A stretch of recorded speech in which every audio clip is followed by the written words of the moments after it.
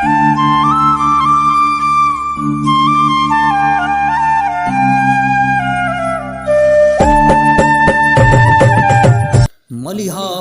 राज्य। राजा सलह सिंह के समय में मलिहाबाद संडीला राज्य का हिस्सा था तथा संडीला राज्य की तरह ही उसे सशक्त बनाने में मल्ह सिंह का बहुत बड़ा हाथ था। संयुक्त प्रांत आगरा अवध हरदोई गजेटियर XLI 1904 पृष्ठ संख्या 128 पर लिखता है, Sandila and part of Kalyanmal, which was territory of the Arabs, who also held the Malihabad Pargana of Lucknow. अनुवाद। संडीला और कल्याणमल का एक भाग अर्कवंशियों के राज्य का हिस्सा था तथा लखनऊ के मलिहाबाद परगना पर भी उनका कब्जा था। मल्ह सिंह जब वयस्क हुए तो राजा सलह सिंह ने उनको संडीला राज्य के तहत मलिहाबाद क्षेत्र के प्रशासन का जिम्मा सौंप दिया। मल्ह सिंह ने यहाँ आकर एक नगर की स्थापना की जिसे मल्हियापुर तथा बाद में मलिहाबाद कहा गया।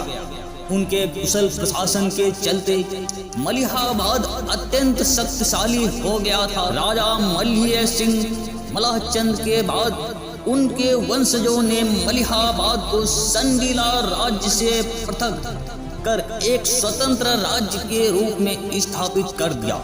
यह राज्य काकोरी और बिजनौर के दक्षिण में सई नदी के बाएं किनारे सरसांडी तक फैला हुआ था। अर्कवंशी शासनकाल में मलिहाबाद काफी महत्वपूर्ण और शक्तिशाली राज्य बन गया था। इसका उल्लेख अवध गजेटियर भी करता है। लिखा है, Even under the rule of this tribe, it must have been a place of considerable importance. अनुवाद। इस जात के शासन काल में यह मलिहाबाद एक बहुत महत्वपूर्ण जगह रही होगी। संयुक्त प्रांत आगरा अवध गजेटियर पृष्ठ संख्या 354 पर अर्कवंशियों के शक्तिशाली मलिहाबाद राज्य का जिक्र करता है। Arabs seem to have been in strength in Malihabad and to have stretched south to Kakori and Bijnor and along the left bank of Sai-to Sindhi. अनुवाद। ज्ञात होता है कि मलिहाबाद में अर्कवंशी बहुत शक्तिशाली थे तथा उनका प्रभुत्व दक्षिण में काकोरी और बिजनौर और सई नदी के बाएं किनारे से सिसांडी तक फैल गया था। अतः यह स्पष्ट हो जाता है कि संडीला राज्य अलग होने पर भी मलिहाबाद राज्य की शक्ति कायम रही तथा उसे एक महत्वपूर्ण स्थान प्राप्त हुआ। मलिहाबाद राज्य का पतन। संडीला राज्य के पतन के बावजूद भी कई वर्षों तक मलिहाबाद राज्य की शक्ति अछूट रही। मलिहाबाद के शक्तिशाली अर्कवंशियों और संडीला के सैयदों के बीच अक्सर सैन्य झड़पें होती रहती थी। सैयदों की नजरें मलिहाबाद राज्य पर गड़ी थी, किंतु तैमूर लंग सन 1398 ईस्वी के दिल्ली आक्रमण एवं तुगलक वंश के पतन के कारण वे सैयद कमजोर पड़ गए थे। इसलिए अर्कवंशियों से दोबारा टकराने की उनकी हिम्मत ना हुई। यही कारण था कि संडीला पतन के बाद भी 100 वर्षों तक मलिहाबाद पर अर्कवंशी क्षत्रियों का कब्जा रहा, परंतु इस काल में उनकी शक्ति धीरे धीरे कम होने लगी थी।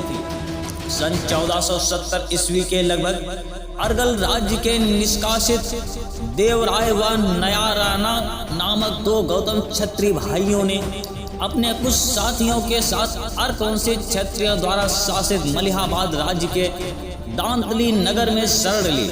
मलिहाबाद प्रवास के दौरान गौतम क्षत्रिय भाइयों ने अर्कवंशी राज्य के विरुद्ध साजिश रचने प्रारंभ कर दी और धीरे धीरे तुर्कों से मिलकर उन्होंने मलिहाबाद राज्य के 12 महत्वपूर्ण गांव हथिया लिए।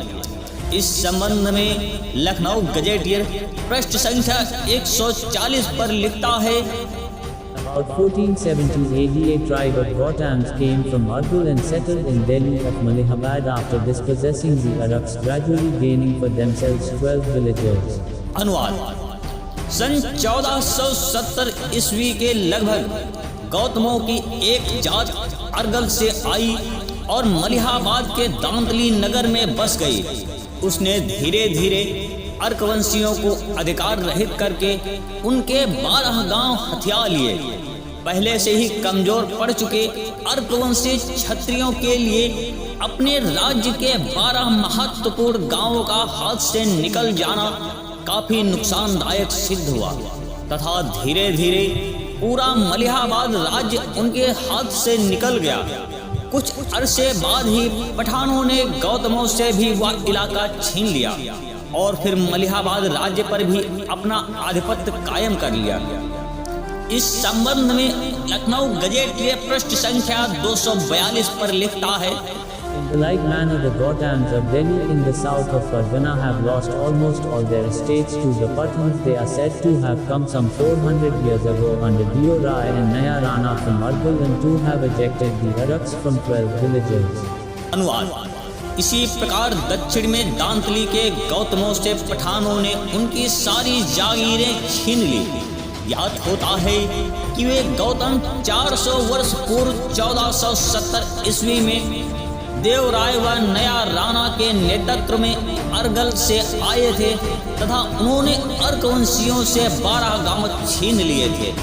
इस प्रकार अर्कवंशी क्षत्रियों का मलिहाबाद राज्य पर से सदैव के लिए अधिकार छिन गया और इस शक्तिशाली राजवंश के क्षत्रिय श्रीहीन हो गए।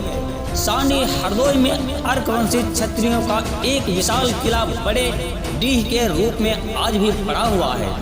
इसके अलावा अर्कवंशी क्षत्रियों द्वारा निर्मित गढ़ों के भग्नावशेष धरधरा, दांतली गढ़ी, संजर खां, कहला गढ़ी, जिंदौर, रहीमाबाद, तरौना, सहीजना, सामतखेड़ा, मुसलेवा आदि ग्रामों में आज भी टीलों के रूप में विद्यमान हैं तथा अर्कवंशी वीरों की शौर्य गाथा सुनाते प्रतीत होते हैं। हमारी वीडियो देखने के लिए आप सभी का हृदय से बहुत बहुत आभार। हम इसी तरह अपने क्षत्रिय समाज से जुड़ी हुई वीडियो आप सभी तक पहुंचाते रहेंगे।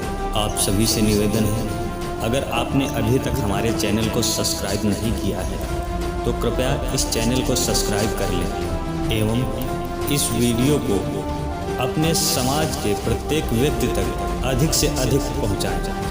आप सभी को बहुत बहुत धन्यवाद एवं हृदय से आभार। जय श्री राम, जय मां भवानी, जय क्षत्रिय राजपूताना।